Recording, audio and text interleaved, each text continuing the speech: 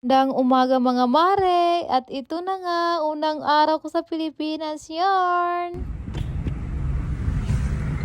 Hi guys!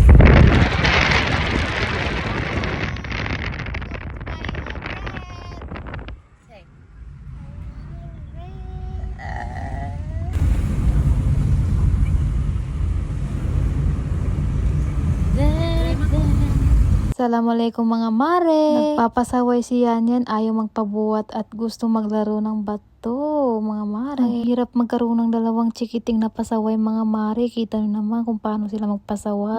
Nanay na talaga ako mga mare. Kita nyo naman ang laki-laki ng katawan ko.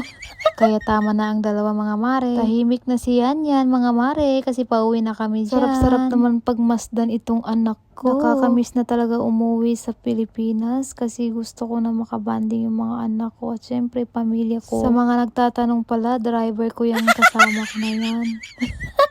Si panganay pala ay nahiya pala sa akin dyan kasi syempre 2 beses pa lang niya ako nakita. Yung driver namin kailangan pa namin utu-utuin kasi ayaw sumama sa amin. Iba na talaga pag tumatanda kasi iba na ang trip nila. Kung marunong lang ako magmaneho, ako na lang yung magmamaneho at hindi ko na isasama yung driver na yun. Nagpasalon pala ako dyan kaya ayan, nakuwanan ko itong dalawa na napaka-sweet nila. First time pala ako nagpagluta mga mare kaya ayan, hindi ko alam kung anong effect niya. Wala talagang effect mga mare kasi isang beses lang talaga ako nagpagluta. Dahil kinulang ako ng budget kaya hindi na ako nakabalik. Hindi ko na talaga maharap magpagluta mga mare kasi ito na nga ang dami ng gastusin. Hindi rin magpapatalo itong isang madam na to at nagpa-nail polish pa rin. Alam niyo na mga mare kung anong kaartian ng anak ko at hindi ko alam kung saan nagmana sa kaartian to. Hanggang dito na lang mga mare. Salamat sa panonood.